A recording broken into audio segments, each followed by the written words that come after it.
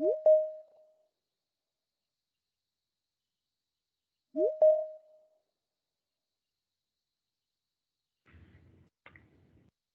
it's 1 o'clock. Good afternoon, everybody. This is Julie Griffith with the Indiana Innovation Institute. Over the last few months, I've come to you from my home office, but today, Jefferson and I traveled up to Fort Wayne, Indiana together. We're at the company. Let's flight here before we start our next event later in Fort Wayne. So big shout out to Bob Weller and Mike Lee, who actually brought us today. So it's very nice. So thanks, Mike. Thank you guys so much for joining us. Again, we're the partnership intermediary for NAVAX Midwest Tech Bridge, and it's I'm really honored to be part of what I think is a really special opportunity. So glad you guys have been able to carve out a big part of your day to join us. We've got about 140 people registered, which is an awesome turnout. A couple of hours ahead of us. So again, thanks for being with us. This is really intended to be all about you. We're going to have some terrific presenters. Some you may have heard from, some not. But then really we want to reserve the majority of time to hear from you. Again, this is an opportunity for you to ask questions. There is a chat function you'll see at the bar. It looks like a little bubble. So please, as people make presentations or you think of some things throughout, please write your questions. I'll capture them and we'll answer them toward at the end of the presentation. So look forward to receiving them. Please don't be shy. We want to hear from all of you.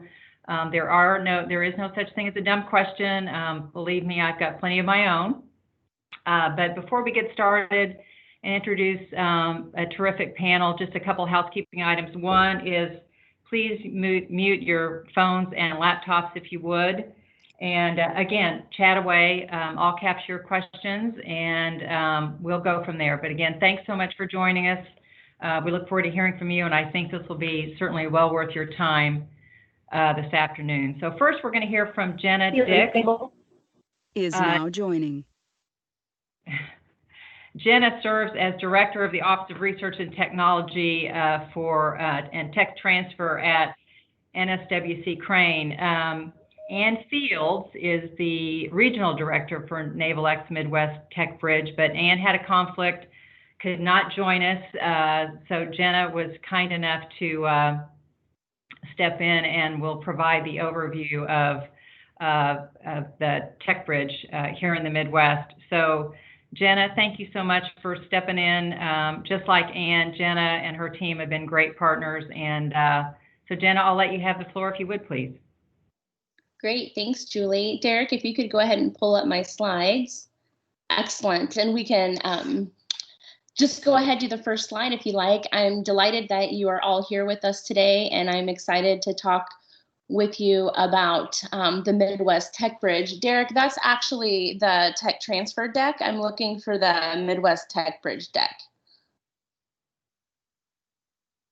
Apologies, I'll pull it up real quick. 1 minute.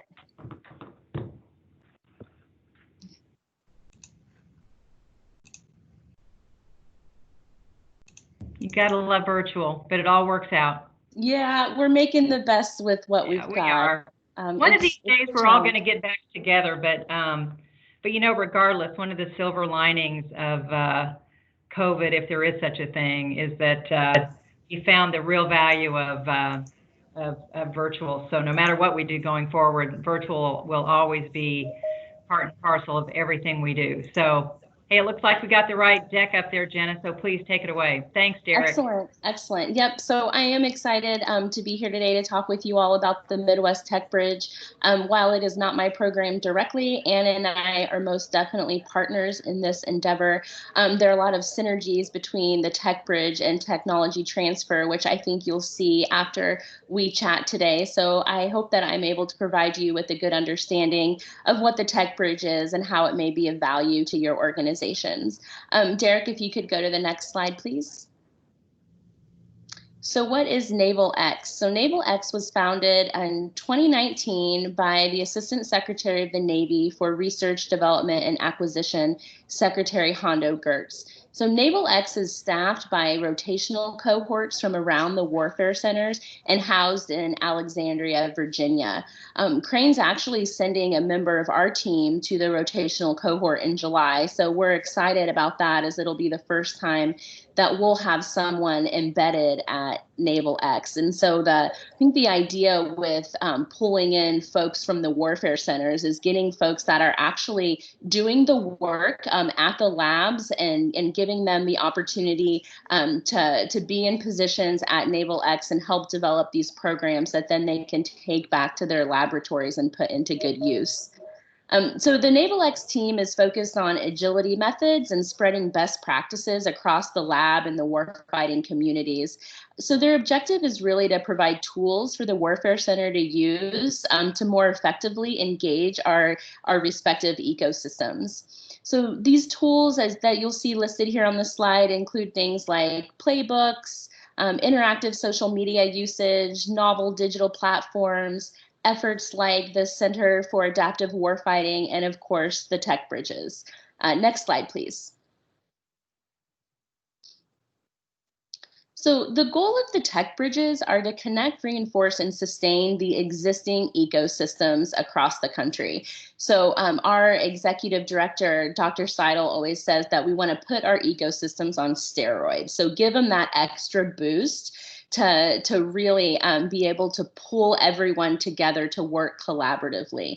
So if you look at this, this slide, you can see the 6 tech bridges that are in red are the original tech bridges that were first stood up in 2019. And of these tech bridges, the Midwest and Orlando are really model tech bridges with mature ecosystems and are sharing best practices with the other tech bridges across the nation. And that's really due to all the work that has gone in to both of these regions to enhance the engagement and collaboration within their respective states. So for Indiana in particular, this has definitely been a concerted effort for the last 10 to 15 years, and not just on behalf of NSWC Crane, but also the state of Indiana, major research institutions, industry partners, and other influential players have really made a priority to draw people together and to start connecting the dots so that we're working together, we're stronger together. And I think that this was really demonstrated in standing up the Indiana Innovation Institute, which I'm sure most of you are familiar with. And that in turn has led to their designation as our Tech Bridge partner. Let's see here. So the 6 tech bridges that you see in blue, those are all the new ones. So those were recently announced just within the last month or so. And each of the 12 tech bridges have specific capabilities and focus areas that are based on the technological expertise of the Associated Warfare Center and the strengths of the regions that they're in.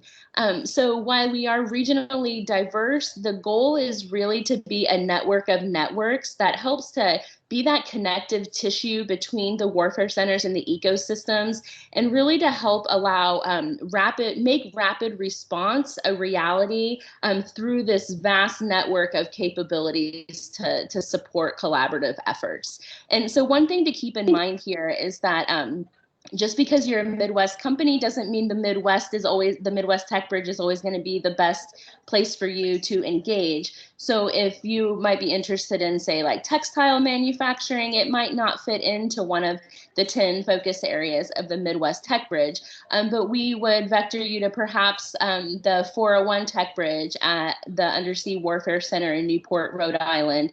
So we still want to be sure that we are connecting you with the tech bridge that makes the most sense to whatever it is that you're working on. Next slide, please, Derek. So the tech bridges are all about enhancing the innovation ecosystem. So they're providing a platform to connect problems to solutions and solutions to problems. And in that, each tech bridge has a nonprofit partner that is assisting in these efforts. And for the Midwest, that partner is the IN3. So this slide gives a look at the current state of our ecosystem. And the idea with the Midwest Tech Bridge is to help tie all of these activities together and to continue to grow and to create more of a sense of interconnectedness between all players. So if you've been around over the last few months, you may have taken notice of several of the activities that the Midwest Tech Bridge has been conducting. So we've been hosting events like this to engage small businesses. We've been trying to pull in small businesses and entrepreneurs who may not generally be involved in DoD activities. We've held our first innovation challenge. We have a prize challenge going on right now, and we've got several other events on the calendar for the coming year that we're hoping will help to start bring things together. And so the other thing I'd like to point out on this slide is the contact information below. So if you have questions about how you might be involved in the Tech Bridge, Anne is definitely the best person for you to reach out to, or one of the folks at IN3 could assist as well. Next slide, please, Derek. So this slide is what we call our focus areas. So these are really just the major technical areas that the Midwest Tech Bridge is involved in. So as you can see, like these align to both NSWC Crane areas of expertise, but also the expertise of our region. And so while you're, taking a look at that, it's fairly diverse, but again, it is aligned specifically to Crane and to the Midwest region. But as I said before, if you don't necessarily align to one of these focus areas, there are 11 other tech bridges across the country that would love to have you as part of their ecosystem. Next slide, please, Derek. So locally, the Midwest Tech Bridge is focused on 4 primary initiatives, at least at this point as we're really getting stood up and going. So expanding and engaging our network of folks internal and external to Crane is of huge importance to us. So we're looking to increase the involvement and awareness so that we can better identify how we can come together to serve a common purpose. And again, it's that identifying the folks who have solutions to our problems or who may have problems that we have solutions for. The second one is collaboration space. So this is a key factor for the National Tech Bridge efforts. And this is one of their foundational platforms is providing a collaboration space, an opportunity where folks can come together and work side by side. So we are actively working on standing up that collaboration space, and it's in progress, and there's definitely more to come in that area, but all exciting stuff. Events. So as I stated before, we're focused on engaging the community through a wide variety of events to help us identify who's in the ecosystem, who's out there that we may not be currently engaging with, who has solutions that can help solve our problems, and who has problems that we might have solutions for. So, you'll see, and you've seen a little taste of it already, just a wide variety of events to help communicate what these problems are and what solutions we're looking for. And really events like this just to help raise awareness of what the Tech Bridge is and how you might be able to be engaged. Lastly is championing folks through the innovation pipeline. So to that end, I'll ask Derek if we can flip to the next slide and play the short video that we've got. No sound. For entrepreneurs, startups, and small businesses, it can be tough to partner with large organizations. It takes vast personal networks, years of experience, and oftentimes some luck to get your product delivered. That's why we created NAVAL Tech Bridges to help get your ideas and technology directly to those in the Navy and Marine Corps who need it, fast. Our Tech Bridge network is deeply embedded with sailors, Marines, academia, and innovators in the private sector. That means we are uniquely positioned to connect problem owners with solution providers and to drive their products where they need to go. We've mapped our vast network of naval programs across the innovation pipeline, so you always know where you are, where you need to go, and who will help get you there. That way, you can better manage your resources and chart the most effective course to delivering your product. For more information, visit our website and let us know what you need. Your next opportunity is closer than you think.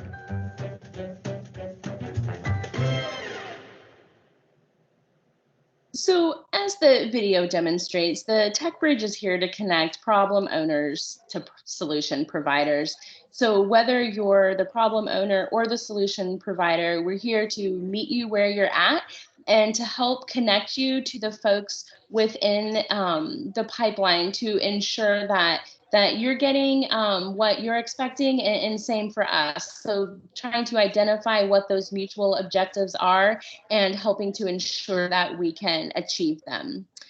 Derek, if you could slip up a couple of slides to the calendar of events, please. Yeah, perfect.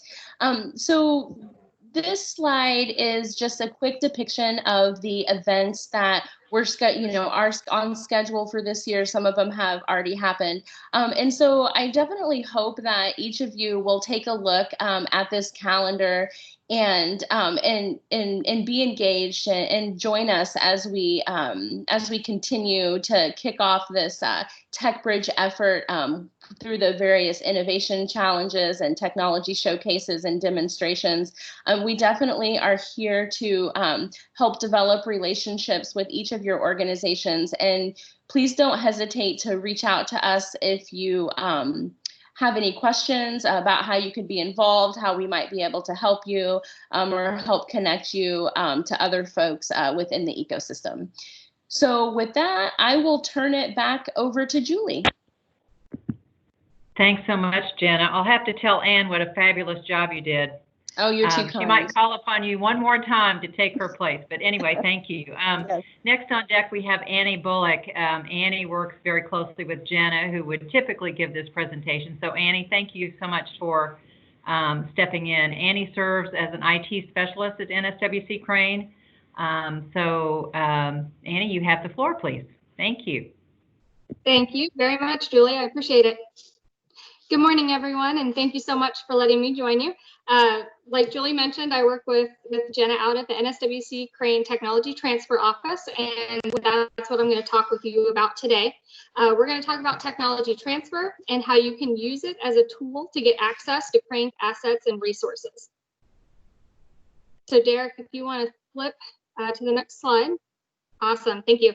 So we are going to first start with a short video about who Federal Technology Transfer is. This is a video that was put together by the Federal Laboratory Consortium, and it's a high-level overview of Federal Technology Transfer, and then we're going to deep dive into some of the specifics about partnering with Crane. So Derek, if you want to play that video.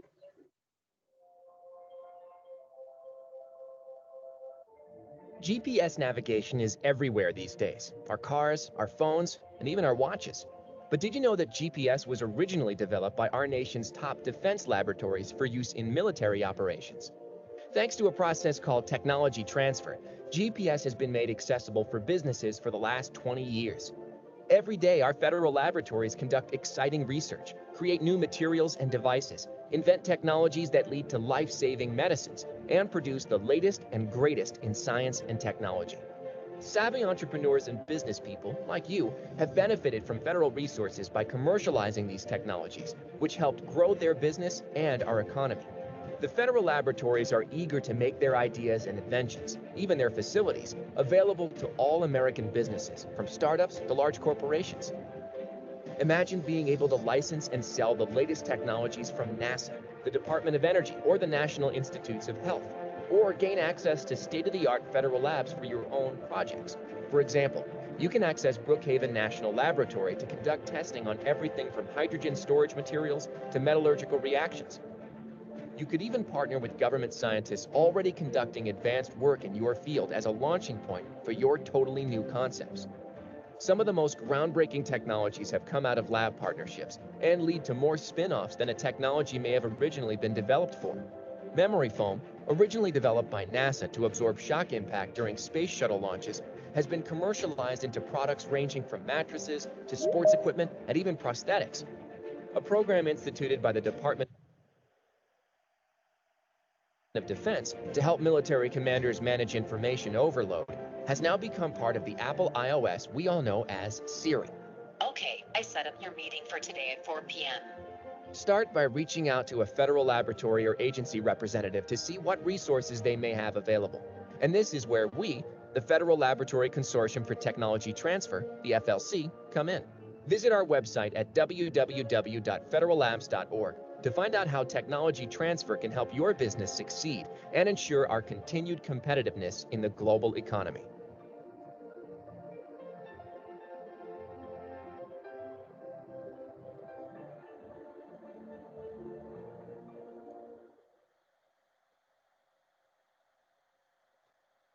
Thanks, Derek. So as you can see, that was a nutshell about federal technology transfer. And we're going to talk specifically more about working with Crane and with Crane's Technology Transfer Office. The best analogy that I like to use to describe what technology transfer is it's a toolbox to get you access to the resources and assets that we have inside the gates at Crane. That can include our intellectual property, our patents. It can include technical data. It can include subject matter expertise with our scientists and engineers. It can include specialized equipment that we may have that you may want to get access to for testing. It also includes unique facilities that we may only have one of here in the Midwest region. So technology transfer, the reason we do federal technology transfer and we do technology transfer at Crane is to encourage the growth of the U.S. industrial base, to build economic impact and promote dual use technologies. Everything we do at Crane is funded by the taxpayer dollars, so where it's appropriate, it's our mission to maximize the public's investment and ensure that the greatest value is achieved. We try to enable the private sector to leverage these investments to their advantage. Next slide, please. So when I talk about the resources that are available at Crane, just to give you a better idea of what some of these look like I mentioned, they include our intellectual property portfolio. And as Julie mentioned, this is kind of the area that I specialize in. I work very closely with our scientists, our engineers, and our inventors at Crane to help them protect their intellectual property. Some of the interesting things about our intellectual property portfolio is that it's very young. A significant portion of what we have available is less than 7 years old, which is a big advantage if you're looking for technologies that you can license out. They have a long life ahead of them. Another thing that's interesting about our intellectual property portfolio is that Crane is a lab that focuses on transition and getting things out into the hands of warfighters. So a lot of our technologies are very high technology readiness levels. A lot of them may have technology data packages available, and you may be able to get access to those as well as a license to the invention itself. We have a huge number of scientists and engineers at Crane. We have over 2,000, and these are scientists and engineers that are experts in their field. On the right-hand side of the slide, you can see some of our subject matter areas that Crane is known for and has expertise in. Software, communications, countermeasures, first responders, all of these different areas we have subject matter experts in, and you can get access to these scientists and engineers. We also have specialized equipment and facilities that you can get access to for testing purposes or for collecting data. Those are just a few of the assets that Crane has that you may be able to access. On the next slide, we talk about technology transfer agreements. So these are the tools that I told you about that are in our toolbox. These are, we offer a variety of partnering mechanisms. And on the slide that you see in front of you, it talks about our 4 most frequently used partnering mechanisms. But we do have others if these don't exactly fit what your needs are. We have mechanisms that are collaborative in nature, such as cooperative research and development agreements, or CRADAs, which are up on the top. And we also have things that are just Crane providing you with a service, such as a testing agreement. On the next slide, this shows our partnership wheel, and it looks at different programs that are available. And some of these will be touched on by Matt Burkett and John Silver a little bit later. But they show our types of agreements and the resources that can be available. When I talk about all these different mechanisms, you don't need to know which one of them is appropriate for your situation or your scenario. You can come talk with us and we will figure that out. If you tell us what your goals and what you hope to achieve are, we can work with you to make sure that we put the right partnering agreements in place and get you the right mechanisms that you need to get to your goal. So now that I've told you about what technology transfer is and what kind of assets and how we might do it, a little bit about the why technology transfer is important. We have two different main reasons that we talk about why technology transfer is important and why Crane spends the time, the resources, and the investment to engage with technology transfer both inside and outside of the gate. And these two reasons are economic development and enhancing the solutions available to the warfighter. Really, this region is recognized for leading technology advancement, helping to grow the ecosystem and increasing partnership opportunities. We want to support the ecosystem around us and strengthen the industrial base by spinning out technologies that have been developed inside the gate. And in turn, we want to improve our ability to spin technologies back in and improve the products that are in the hands of the warfighter. If you flip to the next page, you can see a map, and this shows our over 60 technology-based tech transfer partnerships in just the state of Indiana. There are obvious clusters around larger cities with higher population densities, but this map shows the overall impact of partnerships with companies, educational institutions, and entrepreneurs listed. 5 years ago, this map would have not had nearly this number of partners. Through intentional efforts outside in the state as well as inside Crane to engage with partners, our network and our reach has extended significantly. And with the Midwest Tech Bridge that Jenna just talked about, we are hoping that we will see this grow even further. I'm pretty excited to see what this map will look like in 5 more years from now.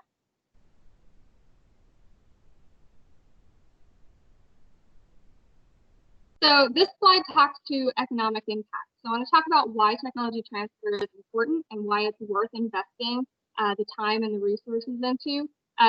This is a study that was done by TechLink. They're a third party that looked at some of our patent license agreements as well as our cooperative research and development agreements and did an economic study to see what the true impact of those two different types of partnering mechanisms were. And as you can see, both from the DoD-wide metrics that are listed up there on the top right-hand side, these are significant impacts. We're doing $27 billion worth of direct economic impact just from patent license agreements in the Department of Defense. And down a little bit, you can see that the metrics just from Crane itself are also very significant. Just from Crane, we're doing $62 million of direct economic impact based on our patent license agreements alone. So you can see Crane has a pretty significant impact on the economics just from patent licenses, and this doesn't even include FRADAs and other types of agreements that we have.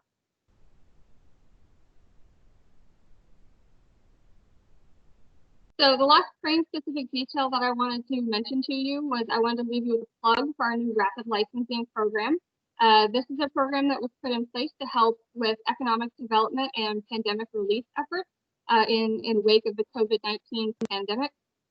We are offering time-limited, royalty-free patent licenses on anything that's available in our intellectual property portfolio. So if you'd like more details about that, please reach out to us. And then the very last thing that I wanted to leave you with was details about the Federal Laboratory Consortium. They're the group that put together the video that's at the beginning of this presentation. And I wanted to mention to you that while if Crane is not the right federal lab for you to partner with, maybe we don't have the right subject matter experts or perhaps you're looking for other facilities or resources that we don't have at Crane, but that might be at other federal labs. There is a network of over 300 federal labs, and they all have technology transfer offices, and they are all looking for opportunities to engage. So if you would like a connection to this, please reach out to us. We're more than happy to put you in touch with the right person. Or you can check out the FLC website. They have a page called FLC Business. If you flip to the next slide, you can see what that homepage would look like. But here you can search for any technology that you might be interested in, any testing facility, any equipment that you're looking for. You can all find information about the federal laboratories and what they have here at this page. And on that note, the last slide is contact information for those of us in the Technology Transfer Office at Crane. We're more than happy to talk to you at any point. And I'm going to turn it back over to Julie. Thanks so much, Annie. I have a feeling you're going to be getting a lot of questions here in a very short bit, or certainly a lot of follow-up afterward. And let me remind folks, please, if you, as you think of questions, please write them down. I'll capture them and we'll get them all answered at the end of our presentations. But next we have Matt Burkett. Many of you may know Matt. If not, I think you'll find his presentation to be pretty enlightening. Matt is probably one of the foremost experts on small business in Indiana and certainly at NSWC Crane. He serves as Director of Small Business Programs at Crane. So Matt, if you're with us, please take it away. Okay, yeah. Thank you for that kind introduction, and good afternoon to everyone for listening in today. I'm Matt Burkett. I'm the Director of Small Business at NSWC Crane. So with that, we'll get started. So next slide, please. So again, we're going to talk about the small business program, and we'll touch on the small business office right here. So what do I do as a small business director, small business advocate? I try to identify and advocate for the use of small business as both a prime contractor and a subcontractor with our requirements at Crane. I review packages or contractual opportunities in excess of $10,000. I mean, we do a lot of volume in that under $10,000 arena, which we would call micro purchase. But where I really come into play are those actions above $10,000. So what I do when reviewing those actions above $10,000, I'm trying to do what we call set aside for small business. I'm trying to find 2 or more small businesses that can perform the work to where we can set the opportunity aside to limit competition to small business. If we can't do that, then we'll issue a particular requirement on what we call a full and open base, or you might hear it referred to as unrestricted. So in that process of trying to find those 2 or more small businesses, I'm working closely with the contracting community and the requirements personnel to get a better idea of what the requirement looks like. I'm also interacting with industry to try to get a feel for capability. So we do a lot of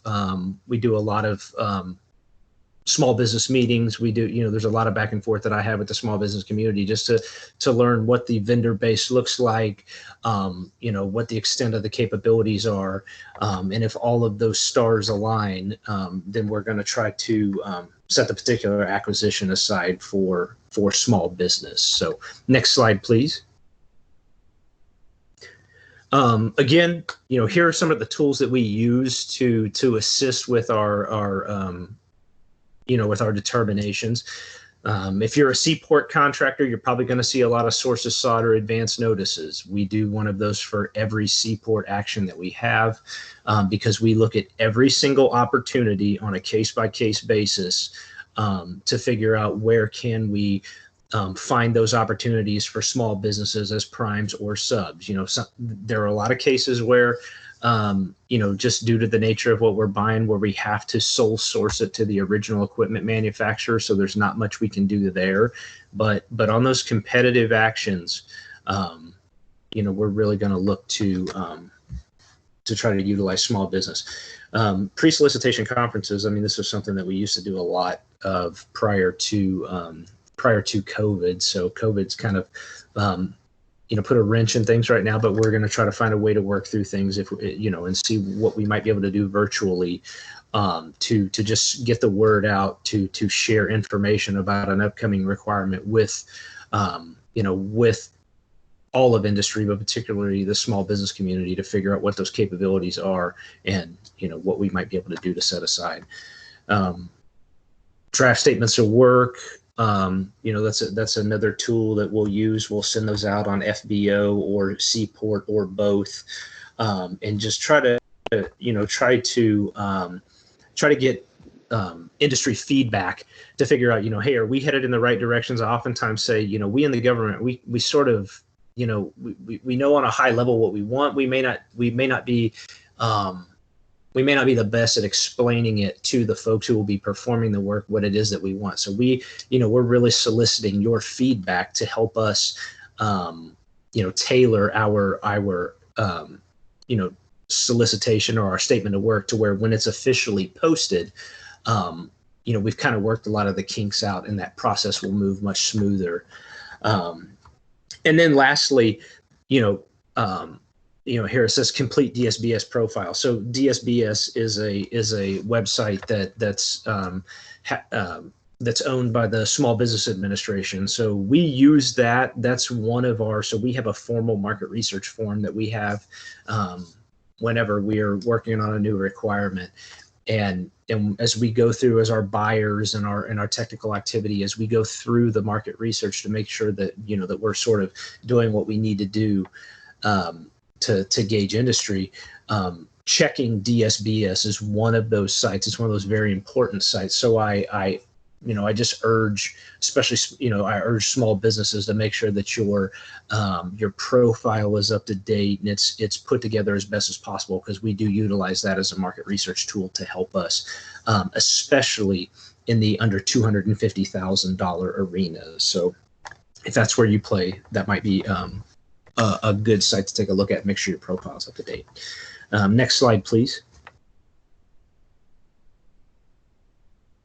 So this slide here is just to give folks an idea of what our spend looks like at Crane, and how it's how the pie is sort of served here. So as you can see here, we're about almost a 50-50 split. I mean, now I want to preface this slide here. So we at Crane, we have an excellent contracting shop.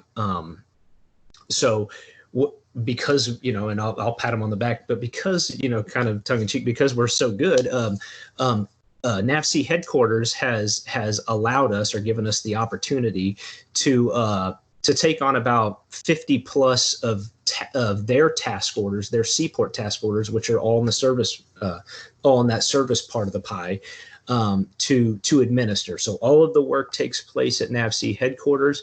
It's Crane as the lucky recipient. We get to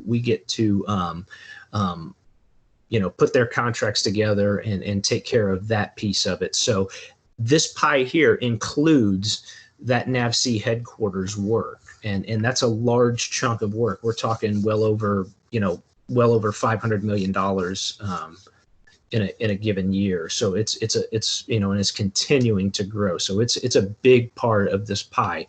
But Crane traditional work minus the PEO headquarters work, we're still about 2/3 supply. Now the service piece through Seaport is really growing, but we still buy a lot of product at Crane just due to the customers we support. So just to kind of give you an idea of where we stand this year. I mean, last year we did about $1.6-ish billion. We're on pace to do about the same again this year. Last year we had a record number for small business obligation. Last year we obligated about $332 million to small business, and as of early this week, we're at almost $229 million to small business. So to kind of put that in perspective, we're far ahead right now in those small business obligations than where we were a year at this time. So we're really being intentional. We're really trying to increase that small business vendor base and provide additional opportunities for small businesses. So next slide, please. Real quickly, this is just a snapshot of the top NAICS codes that we use at Crane. The one down there at the very bottom, the Seaport 541330 NAICS, the General Engineering Service NAICS. So, I mean, as you can see on the previous slide, we do a lot of, we obligate a lot of dollars in that. So if you're a service contractor, there's definitely opportunities there on the Seaport side of the house. And then again, take that out, you can see a lot of the NAICS codes where we're obligating dollars are in those supply type NAICS codes. So, we're like I said, we're still 2/3 supply. So if if you provide product to the government or that's what you do, there's a lot of opportunity at Crane. So just wanted to give you guys an idea of kind of what those NAICS looked like. So next slide, please. So what do we do? So we have three main mission areas at Crane. We have strategic missions, we have electronic warfare, and we have expeditionary warfare. So we buy basically products and services that support those main mission sets. So those are weapon systems, sensors. We do a little bit. If you remember the pie chart, there's a little sliver of R&D work.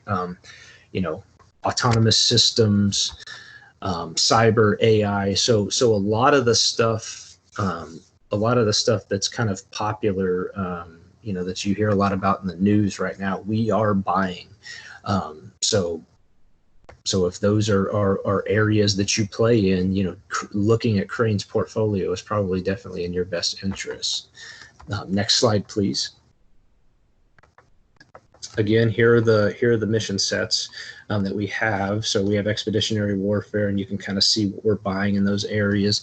Electronic warfare, strategic missions, and at the bottom there you'll see corporate operations command.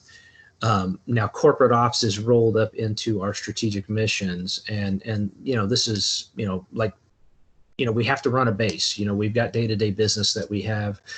So like business financial management, HR, those kinds of things, are what corporate ops are buying. So again, if you're not heavy in weapon systems and things like that, if you do BFM support, logistics support, HR support, there's opportunity within our corporate ops department. So, again, I'm not saying we appeal to everyone, but based on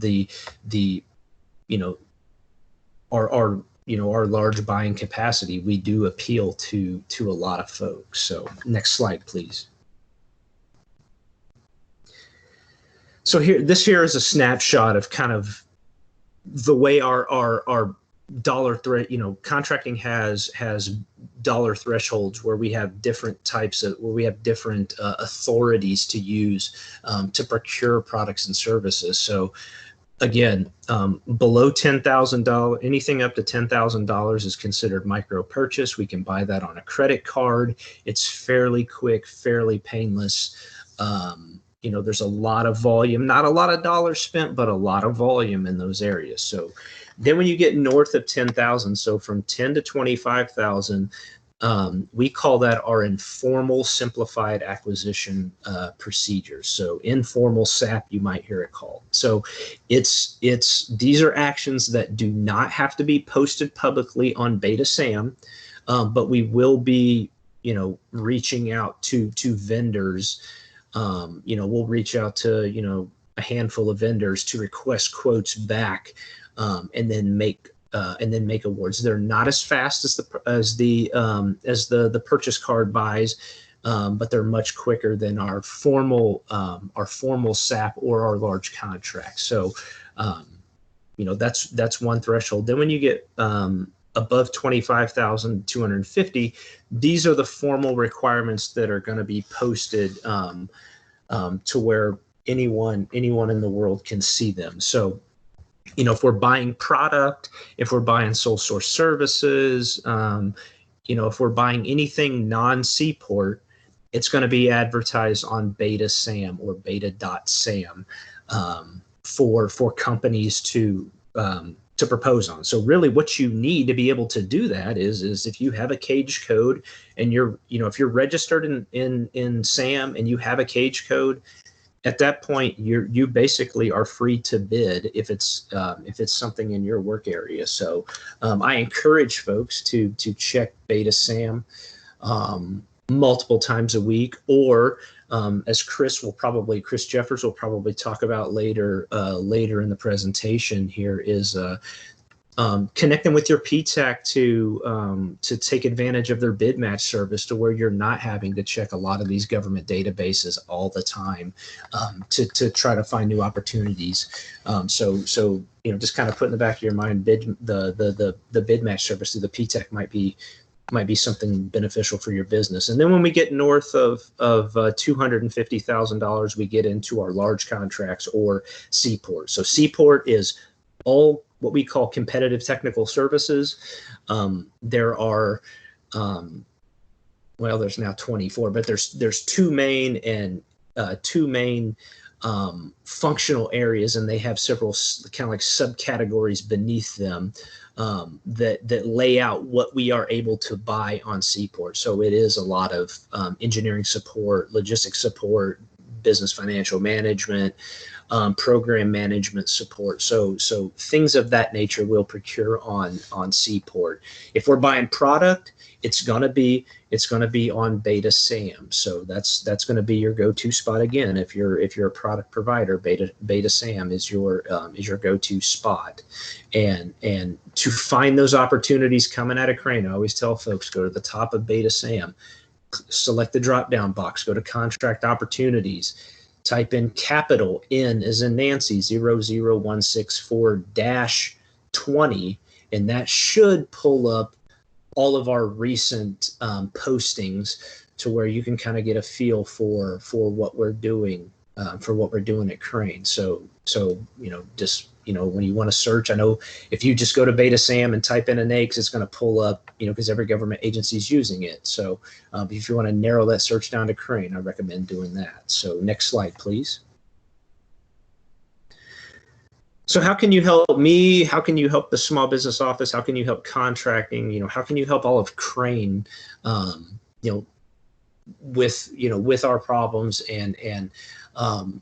but also kind of help us, understand what the small business community capabilities are and have those opportunities to set aside. So one thing I would do is just sort of research what we buy. A couple ways to do that is you can go to the Crane website and pull up our, publicly available information about our mission sets, what we do as a command. You can go to Beta SAM and look up, and just type in again the N00164 and get an idea of what we're buying on a regular basis. How often are we buying it, and what quantities are we buying it, just to give yourself a better idea. Because like Jenna mentioned with the Tech Bridge, Crane we may not be the best spot for you. There may be other buying commands that fit better for what you do, and utilizing some of those methods to research might help you, which ties into bullet point number two is identifying that target market.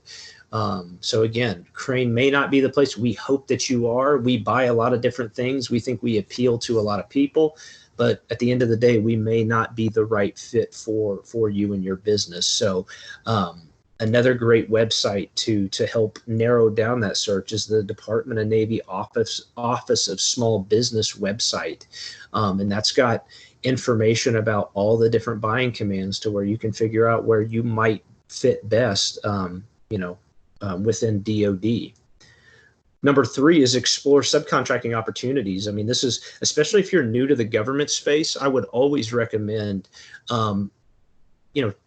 trying to go the sub route first. I always say start small before you go big. So partnering with other small businesses or partnering with large businesses, because just like every buying command has small business goals to meet, large business prime contractors have subcontracting goals and small business utilization goals that they're required to meet on a contract or on a contract basis or as a organization, or as a company overall. So identifying some of those subcontracting opportunities is great.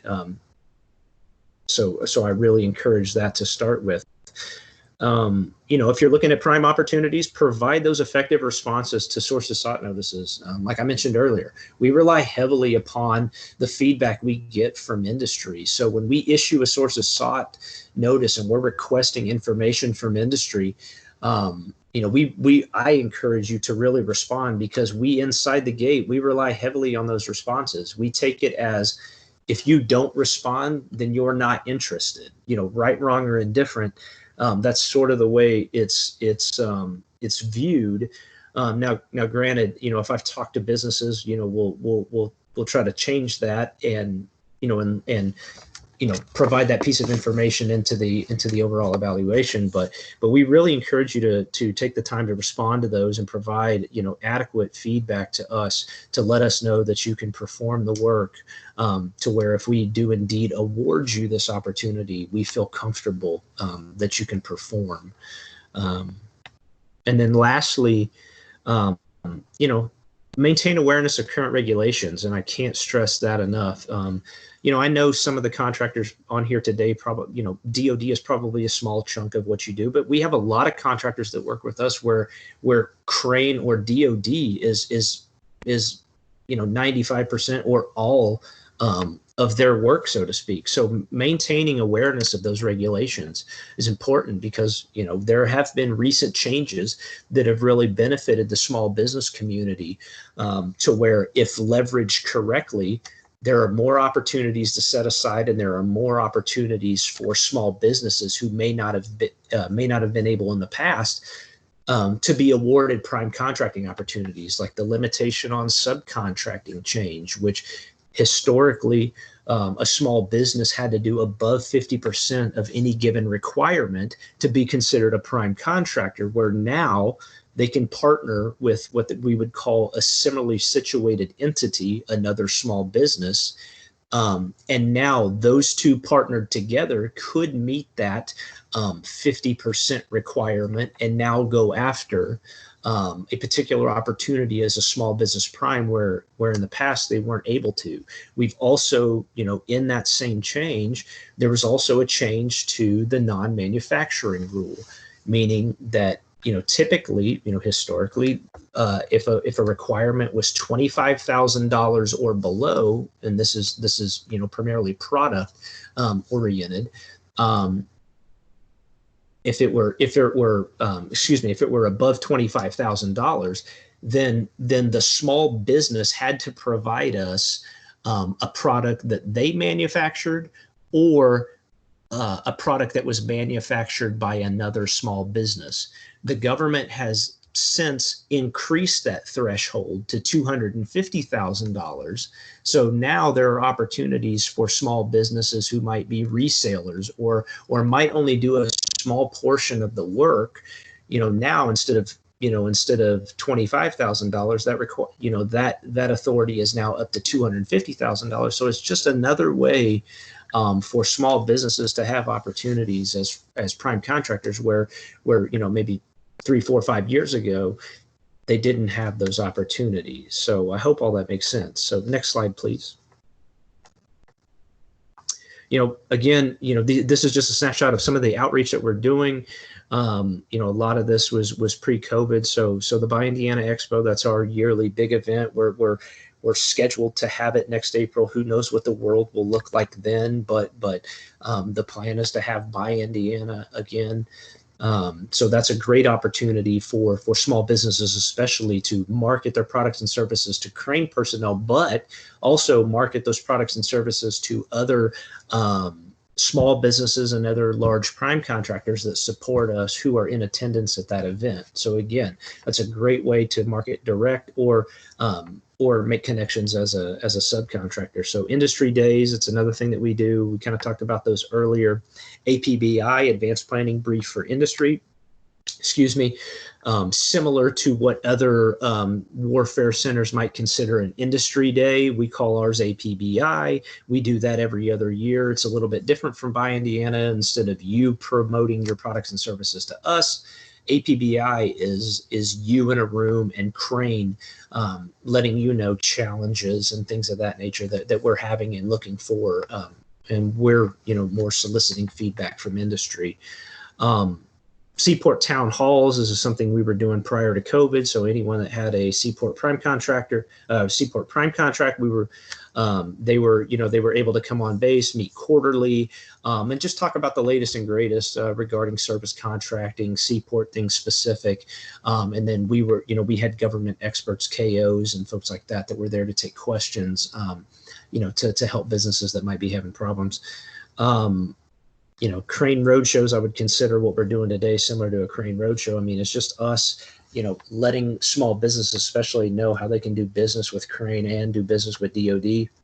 And then lastly, my Tuesday meet and greets, which we've started to handle those by phone just due to COVID, so meeting with companies has been quite a challenge, but we're still trying to do those virtually or over the phone. So those are all opportunities and ways to connect with Crane to get the word out about what you do. So next slide, please. And lastly, this is just a page of what I would consider useful websites, especially if you're new to the government space. We mentioned the Department of Navy Office of Small Business Program website. It's on there. Again, another plug for PTAC. I mean, every state has a PTAC. Indiana, I think we have the best PTAC. So if you're not familiar with your PTAC, your Procurement Technical Assistance Center, look them up, connect with them, connect with your local representative, and they can really help guide you through that government process. So, the OTA, the Crane Other Transaction Authority, the S2 Smarts through NSTXL, that's another opportunity to connect with Crane and help support the warfighter. Next slide, please.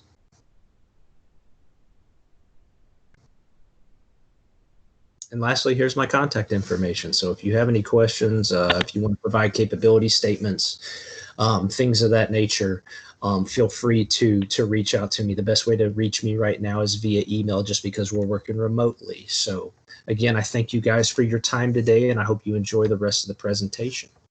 And with that, I'll send it back to Julie. Thanks, Matt. Terrific job as always. You're always so informative, and I'm getting a few questions. So be on standby because more is heading your way. Okay. But next up, we have John Dilger. John is Director of Research at NSWC Crane.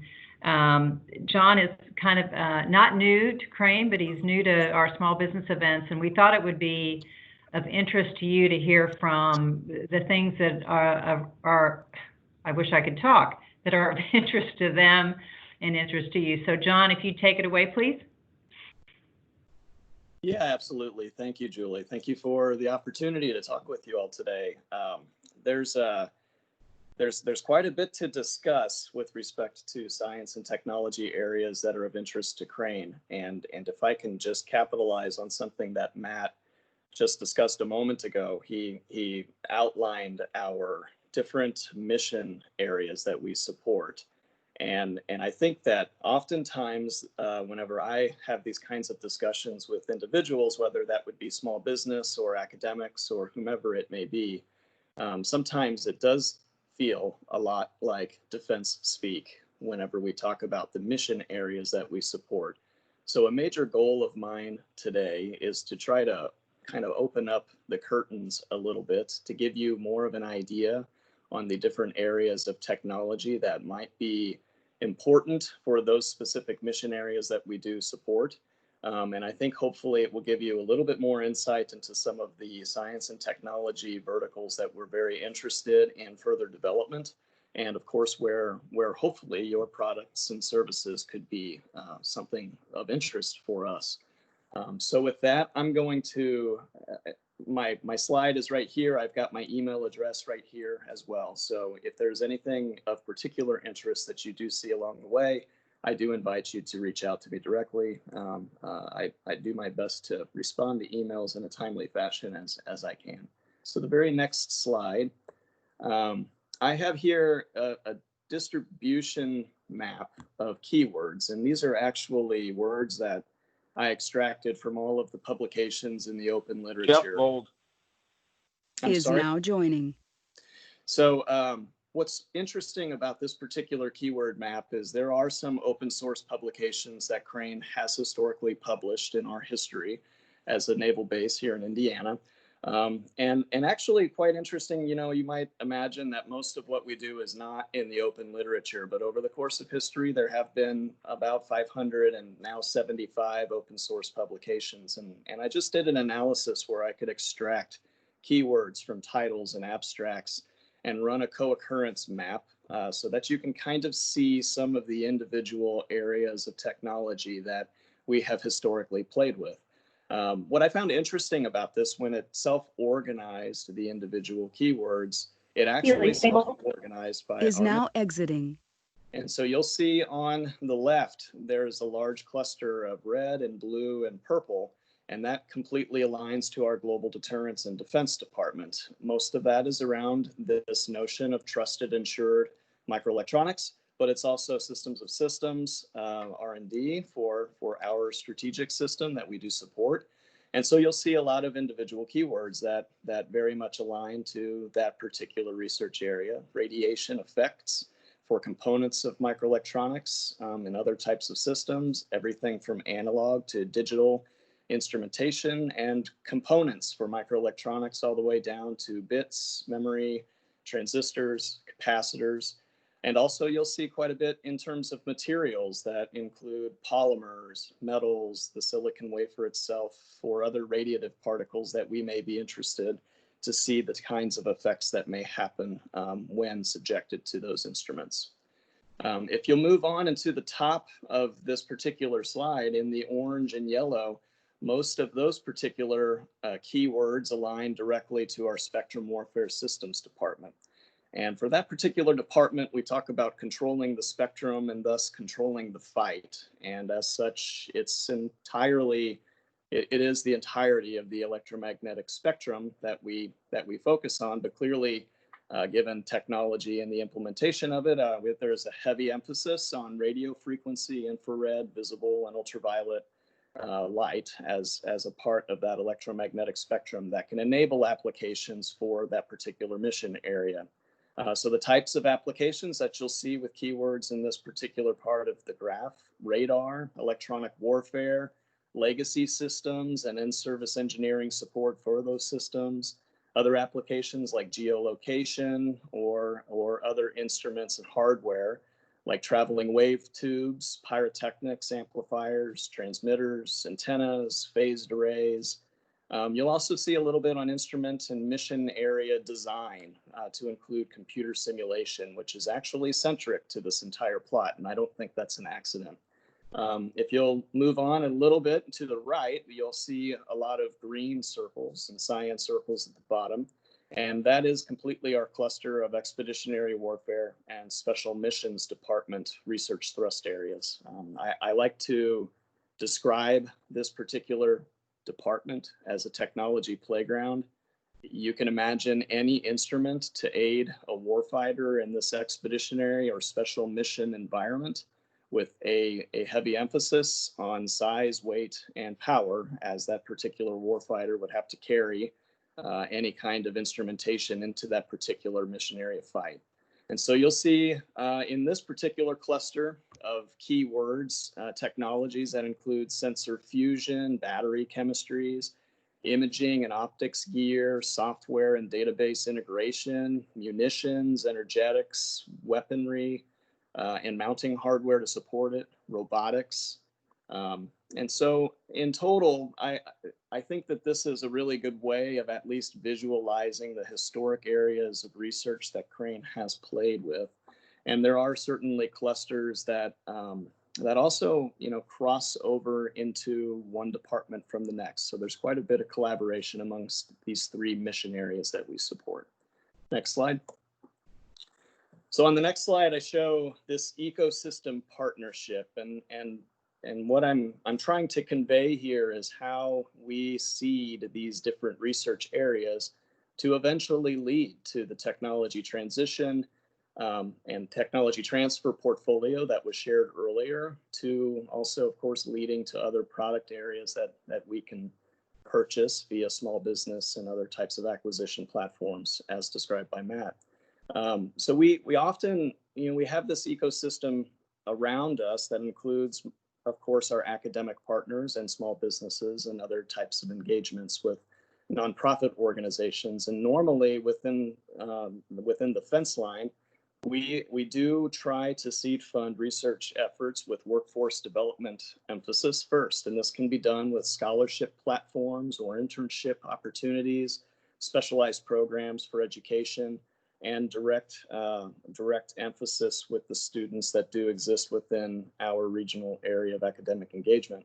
But those R&D investments in the very middle is probably where I think you're going to find the most interest. There's quite a bit that we have in our portfolio that we can use to take those seed-funded workforce development efforts and move them forward into the development pipeline.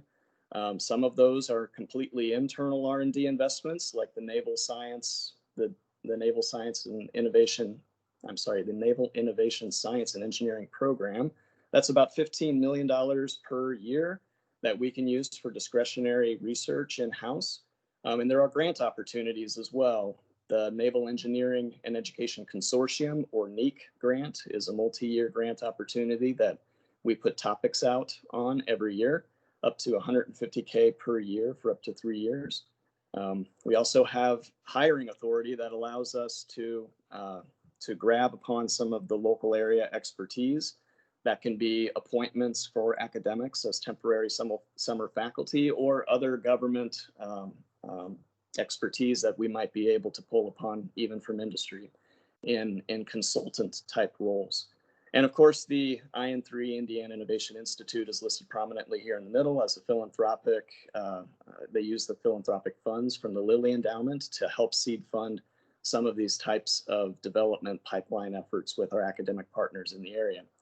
And then finally, at the end, is knowledge and technology transfer. So the knowledge piece comes from publications and conference attendances, and the ability for us to try to pull upon other research and developments that are occurring around us, whether that's within our regional sphere or across the US. And then, as you've already heard, the different types of initiatives that our technology transfer office has with their intellectual property portfolio and other rural commercialization initiatives. And so altogether, it's this partnership evolution where we try to leverage the skills and the expertise of those that are around us within our ecosystem, while also, of course, providing those opportunities to them, and then we can all grow together. So if you go to the next slide. This is a listing of all of these different university outreach programs. Certainly the bulk of what we do in the research office pulls upon our university partners. But as I mentioned before, there's nothing that small business couldn't also participate in. I think the ones that I want to highlight mostly would be our grant authority. So on here for the third label down is external research investment. We have one tab listed microgrants for research, and those are seed funded research opportunities that we put out annually. They do carry an additional option year ceiling for additional funds if we're able to take something that's truly basic or applied research and shop the output of the seed funding to other external customers and try to grow our research opportunities that way. I also have listed here next to that STTR and SBIR, and I think that certainly our technology transfer office can speak eloquently about those particular programs and the types of opportunities that we do help manage for some of our specific customer areas with respect to SBIR and STTR. Finally, there is one other opportunity that I should communicate. We do have an open BAA that is out on SAM's, the SAM website that Matt referenced earlier. Essentially, this is an open BAA that is sort of generically written for research and development for strategic missions, electronic warfare, information operations, and special missions. This is an open contractual opportunity on beta.sam.gov. I would think that if you followed Matt's advice and tried to search for crane-specific things, you would find it. This is open. We certainly are welcoming proposals at any given time. I cannot guarantee, of course, that there will be funds to support what is being proposed, But again, as Matt referenced earlier, we won't necessarily know how to leverage if we don't know what to leverage. So there could be an opportunity, if for nothing else, to share what you have and allow us to look for ways that we might be able to use that for our given mission areas as described earlier. And if you'll go to the last slide, I have listed here new collaborative opportunities. I have a few of our logos on the right for different laboratories that we have residents within Crane's fence line. The top one is the Naval Innovative Threat Exploitation and Optical Warfare Laboratory. That's the Night Owl Lab. We also have underneath that the Electronic Warfare Advanced Concepts Group and the Quest Enabling Science and Technology Lab, followed by the Crane AI Development Lab and the Spectra Lab, or the Semiconductor Physics for Electronic Component Trust and Reliability Advancement. I think the thing that we don't need are acronym generators. We're very good at branding acronyms around our given laboratories and some of the areas that we're trying to dive into. But I do have listed here some emerging science and technology areas that we are actively investing in. Part of those, of course, directly aligned to those laboratories that I listed on the right with the logos. And I'll just kind of run through some of them. I think machine learning and AI ought to be probably an obvious emerging area of S&T. Any one of our mission areas is absolutely clamoring for additional algorithm support to help make decisions and help make processes more autonomous. Modeling and simulation I brought up earlier.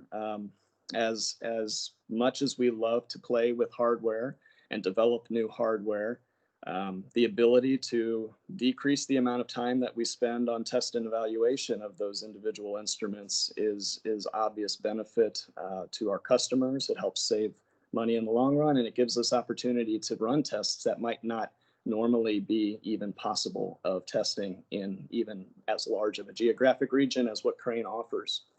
Hypersonic platforms is just one example of where modeling and simulation can assist. Anything with respect to hypersonics, whether that would be the actual geometry of the projectile itself or the physics of what occurs for something like that when it's in flight. Many different areas of opportunity embedded underneath that.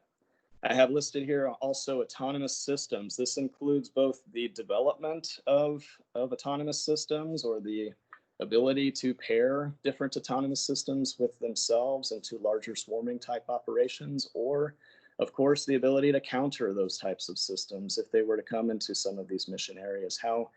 How could you potentially do that? Anything from jamming technologies electromagnetically to, of course, other types of ways that you might be able to counter those threats. Big data informatics is listed next, and I think that touches upon the machine learning and AI. But I think it's no surprise that as technology continues to increase, so do the data that then is being collected every time we operate an instrument in the field. So how we purpose that data and what we might be able to extract from that is of paramount importance. I have microelectronics listed here. I think that that's probably pretty well known why there's such a need for trust and assurance.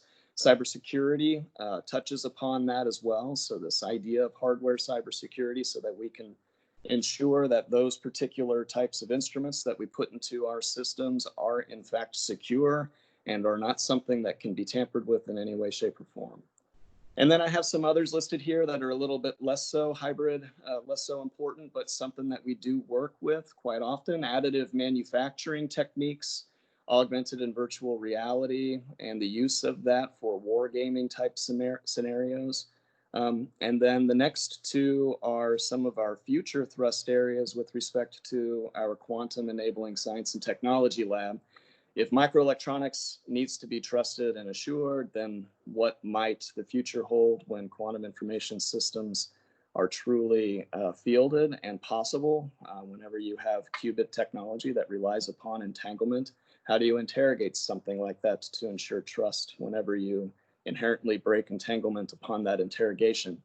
And advanced materials touches upon that, where some of these types of new metamaterial structures can be very useful for optoelectronic design or for qubit design itself.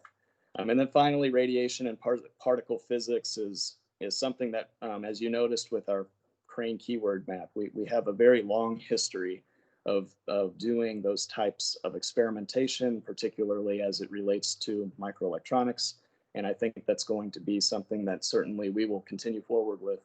I have a few that are not listed here that I do want to touch upon. I'm just going to go through them very quickly, but alternative positioning, navigation, and timing, control systems, software-defined radios, lasers and optics gear, other imaging technologies, that's hardware to data. It also includes computer vision techniques to extract information from an image stream, a video stream. Plasma physics for electromagnetic shielding, reflection, and absorption. 5G and the utility of that particular technology to enable the Internet of Things, or what we might call the battlefield of things. Edge computing for those particular instruments on a battlefield, how might that be enabled?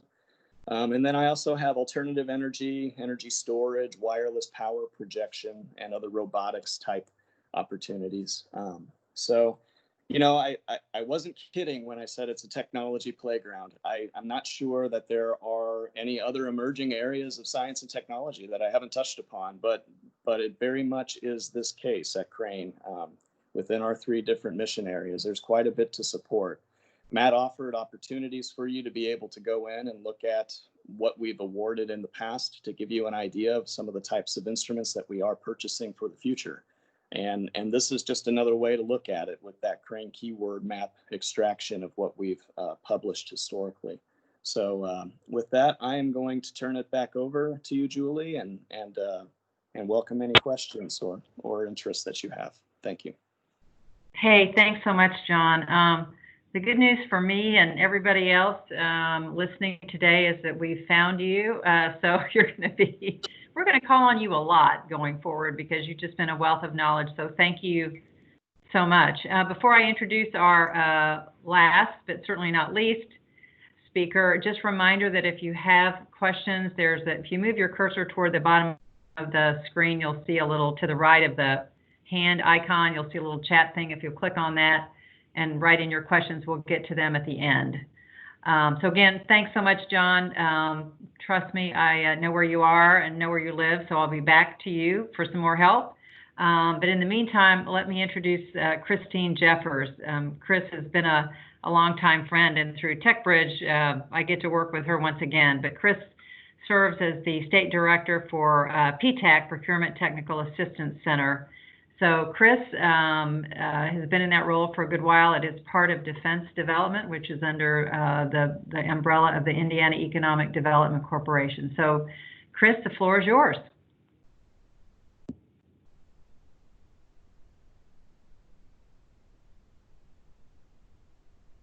Chris? Yep. I want to thank Julie. Yeah, there I am. I want to thank Julie for always being a great partner and including us. And it's been very interesting to watch this series, if you will, grow and expand, and kind of the excitement as the culture continues to expand in the state of Indiana. For some of you, you've participated in the past one, so I'll briefly go over maybe what I haven't covered before, and I've added some new slides. So if you want to go on to the next slide.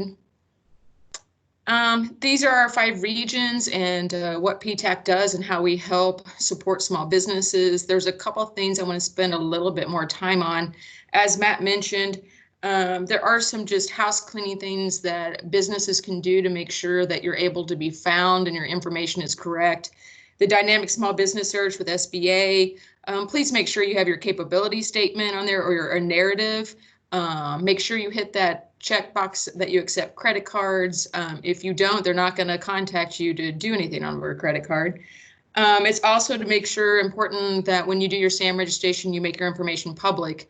It's not only for the contracting officers to find you, but that's also a tool that other contractors can find you as well.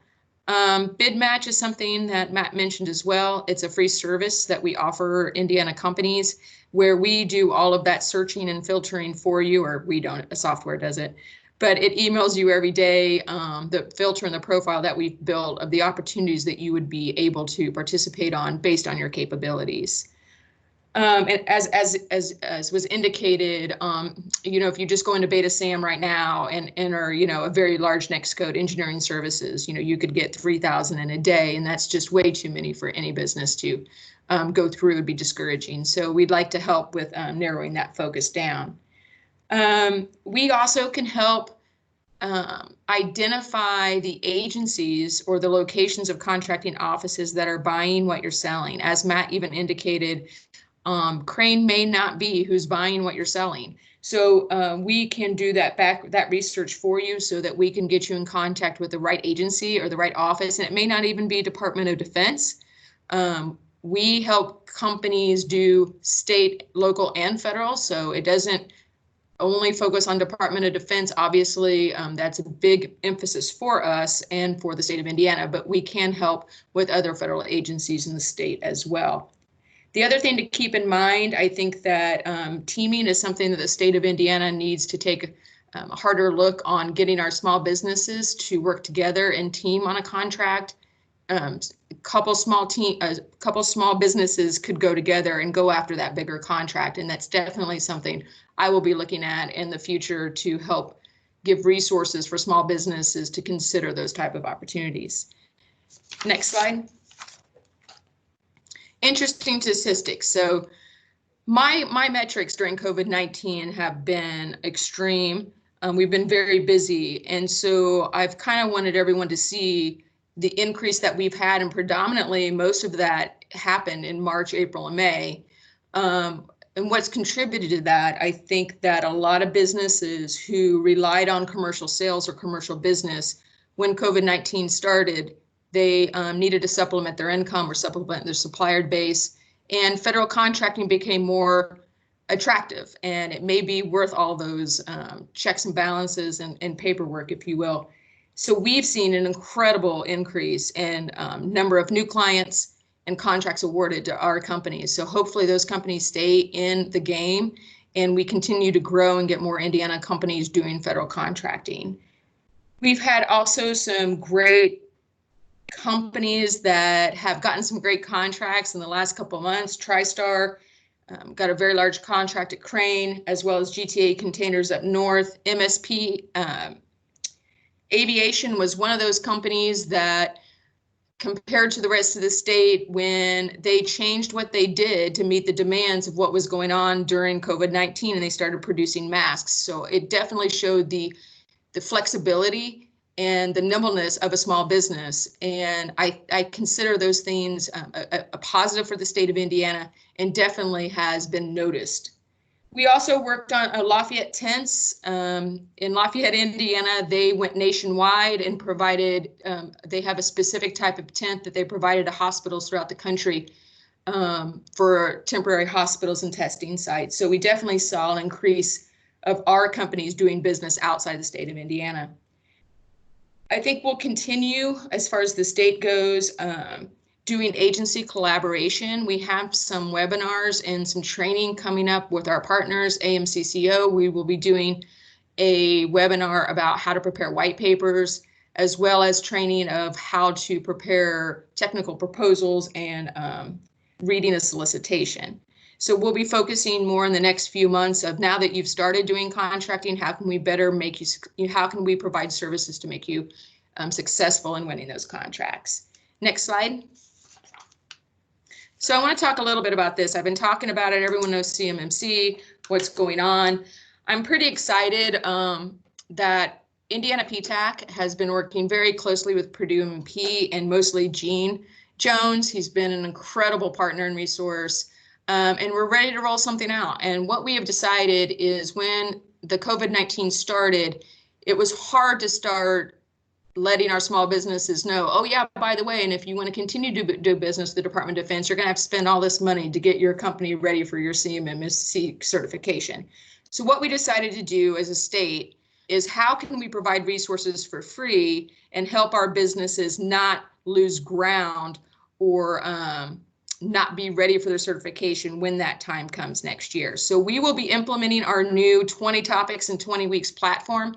We're going to start it in mid-July.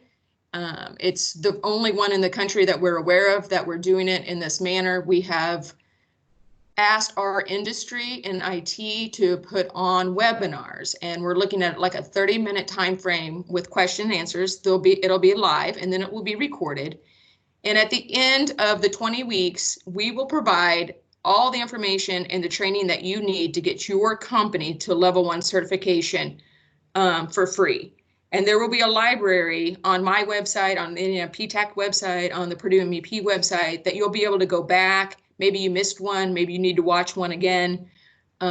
So we will provide those resources for you and walk you through the process so that, again, when the time comes, assuming early next year when the certification process starts, that we have our Indiana companies prepared. Now, some companies will realize they need more than a level 1. In this training exercise as well, maybe you get to our second or third webinar and you realize, wow, I'm going to be a level 3. I'm going to have to look for an IT company or someone else to help me get to that level. And again, we want to provide you those resources as well. Sometimes there's softwares that are available at a low cost that we can recommend as well. We have partners with IoT. They'll be doing a webinar as well. And the overall emphasis is, after the CMMC certification process is up and going, from every indication, all other federal agencies are going to follow and letting DOD, if you will, pave the way. So this process and these measures aren't going to go away. The state of Indiana will follow in some sort of fashion in the next couple of years. So we really want our Indiana companies to be cyber healthy. I think during this time when we were all remote, the chance, obviously there was an increase in cyber attacks. So everyone should realize during this time when we all work remote how critical our computer and IT data and networks are. Next slide. And again, just why do federal contracting? Here's the top 5 agencies that do work in the state of Indiana. Next slide. Small business breakdown just for the Department of Defense. I always like to use this slide just because for those of you who haven't seen it or don't know how much money the Department of Defense spends every year with small businesses, women-owned business, and the others that are listed. Next slide. IEDC. So as Julie mentioned, I am with the Indiana Economic Development Corporation. That's my state agency. Through the pandemic, they've worked really hard on first doing PPE products, acquiring them for the entire state of Indiana, as well as then doing other resources for small businesses that I encourage all of you to take a look at. First they had the PPE marketplace that provided PPE products to our small businesses, and now they have the Small Business Restart Fund. You can find all that information on the backontrack.in.gov website. So I encourage all of you, if you haven't, take a look at that resource page and see if there's any opportunities that would help you or your business or you could share with others. The last slide is just my contact information and our website. If you want to know more information about our future CMMC trainings and the date line and the dates for those, we're targeting July 16th, mid-July for the first one. If you're a client of ours, you will already get a notice. If not, we'll have it listed on our webpage. You can send me an email and I'll add you to a database. So just reach out and ask any questions. We have a lot of resources and we share a lot of information amongst each other. But that's it, Julie. Thanks, Chris. Always a great job. And of course, everybody always knows how to find you, but always welcome your participation, and this is no exception. So much appreciated. We do have a few questions. So my panelists, get ready. I'll send them your way, but in the meantime, we've got a little bit of time left. And as I said, at the outset, that this is really all about all of you who joined us today. We want to be as informative to you as we possibly can be and be a great resource to you, because we want to connect you to every opportunity we possibly can through TechBridge with Crane or for the broader DoD. So Matt, the first one's to you. The question is, the definition of small businesses can be all over the map for different NAICS codes, and within those codes, things can be different. Do you have any solid guidelines or a link we can go to get a definitive answer? So yeah, the site I always use is from the SBA because they're the ones that assign the the size standards to the NAICS codes. So it's the Dave Shane, Boston Engineering. Is now exiting.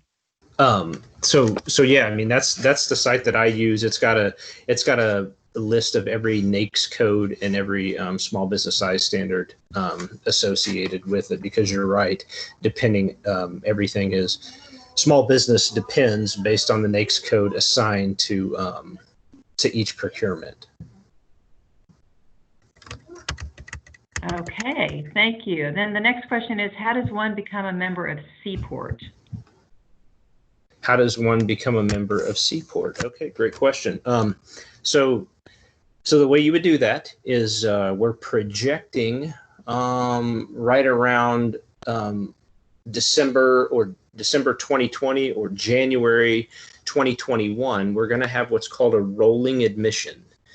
And that's basically, we're going to announce it on Seaport, and we'll also announce it on Beta SAM to say, hey, here's a rolling admission. So anyone that's not on Seaport, here's your opportunity to submit an offer to be included on Seaport. And from what we're being told,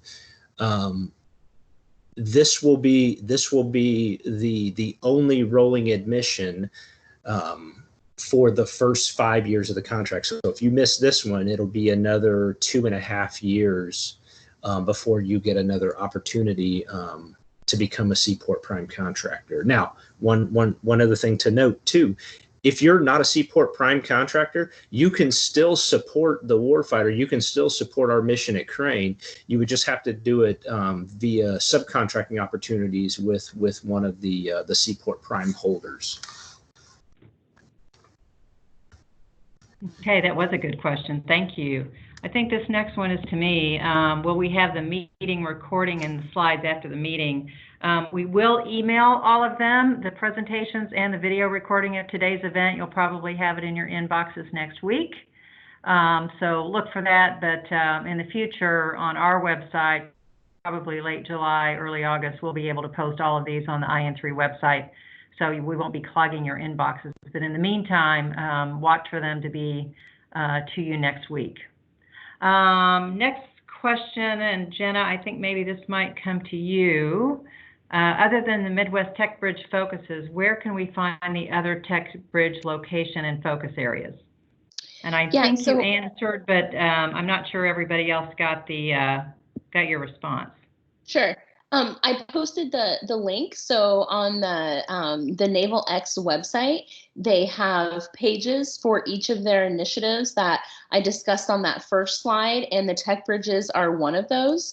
So if you go to the NavalX website, if you just Google NavalX and then go to tech bridges, you'll see the map and a listing of all of the different tech bridge locations. And if you select each of those tech bridge locations, it will give you a description, tell you a little bit about those locations, and then also provide those technology focus areas for each of.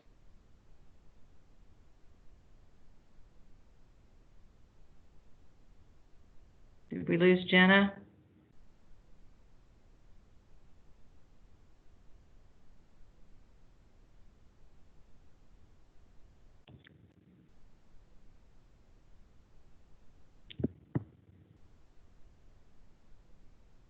Yeah.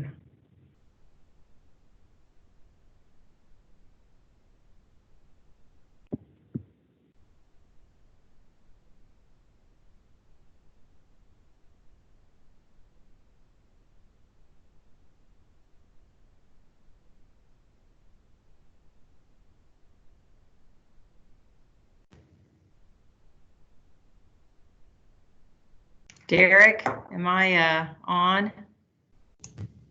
Yeah, you're on. It looks like Jenna said her Teams. Okay, yeah, I just got a text. She says her Teams just crashed, which is, you know, kind of what happens every now and then, but we'll we'll make it all work. So we'll get her back hopefully. I'm back. I'm sorry. Oh, there you go. Okay, the wonders of technology. Thanks, Jenna. I'm not sure where we lost you, but if you want to repeat that, that'd be great. Sure. So if you just Google NavalX and go to the NavalX website, you will see all of the different focused areas of NavalX, one of which is obviously the tech bridges. And on the tech bridges page, you will see a map and a listing of all of the different tech bridge locations. And if you select those tech bridge locations, it will give you a description of that particular tech bridge, including their technology focus areas. Thanks, Jenna. Next question. I believe this is to you, Matt. Is NIST 800 certification required for small business opportunities?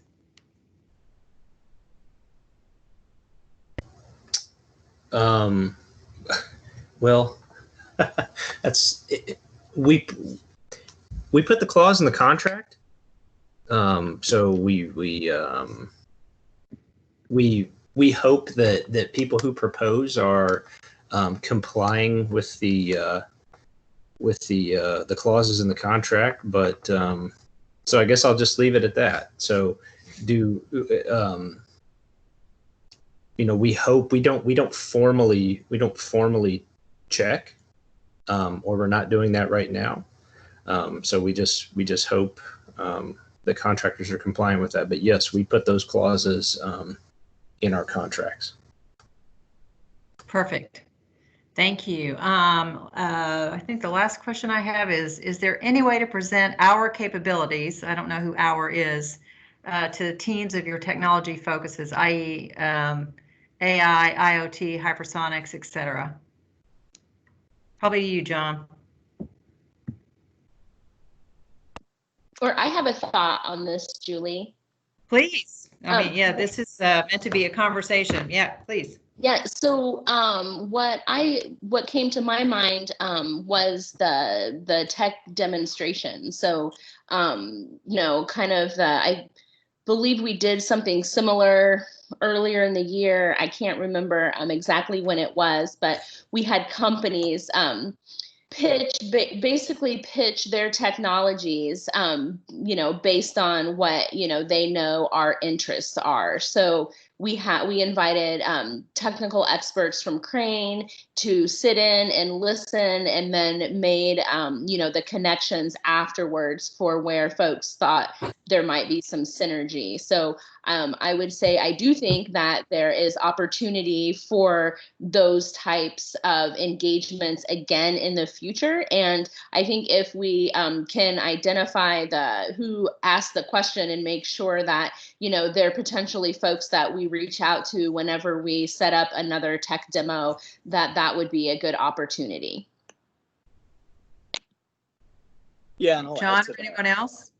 Yeah, the only thing I would add is if you have a slide deck that goes over your technology and you'd like to share it and have something a little bit more direct to the individual technology area, that group that you want to share it with, I or Jenna, the Tech Bridge, we're certainly happy to help make those connections on your behalf.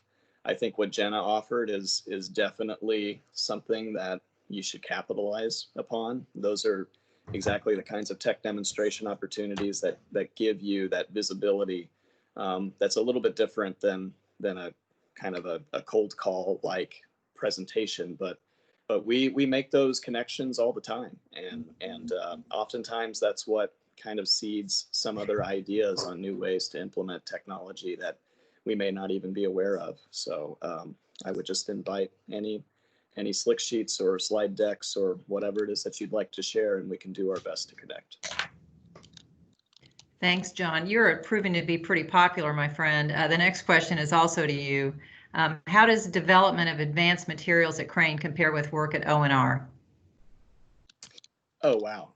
Well, so it's interesting. We have, I think it would depend on the type of advanced material that you're inquiring about. We do have, for example, an O&R funded effort where there are some metamaterials that we're incorporating into new types of optoelectronic devices. So at the moment, it's mostly theoretical, but the effort would be to work forward and try to actually design new types of optoelectronics to operate in different regions of the electromagnetic spectrum. So, you know, we are definitely trying to expand on what might feel like in the future. And certainly we have different contacts with the program managers that do invest in these types of areas. So again, it would kind of depend on the specific advanced material that you're inquiring about. That is the optoelectronic piece. There's other areas even for high-powered electronics that are looking at new types of semiconductor devices that could operate under different conditions. So there's a different portfolio there as well. Terrific, thank you. I don't have any other questions on chat. If there are others who have questions, this will be interesting. We haven't done it this way before, but you know, no time like the present to try something new. If any of you that are still on want to raise your hand, also you can find a chat thing on the next to the chat thing. There's a hand raise that you can click on, I think, to ask a question. But while you're thinking about that, and before we let you go, just again, sincere thank you for joining us today. I know your schedules are packed. Probably just like you, we're all working longer hours just because we can, and we love our work and the people we work with. But again, we'll get you the information on today's event via email next week. I want to thank Ottenweller for hosting us today, for all of you for joining us. There was a calendar of events that I believe Jenna showed earlier. Because you've attended this event, you'll receive invitations to all of the others. So please watch for those. We want your participation. We want to connect you to as many events as we can possibly do, but also connecting you to opportunity. So unless there are other questions, again, we're here for the duration. So if there's, again, something we can help you with, we're on here for a little bit. Otherwise, we'll let you get back to your regularly scheduled programming, but please know how much you're appreciated, and we look forward to seeing you at the next event, which we will announce very shortly.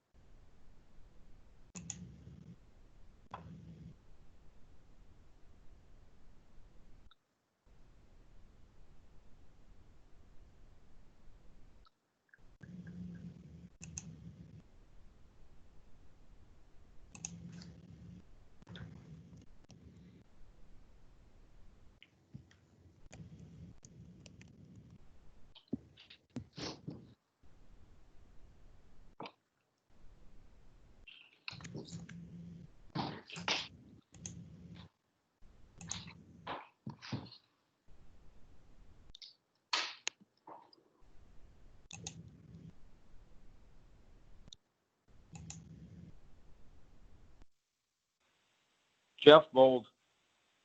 Is now exiting.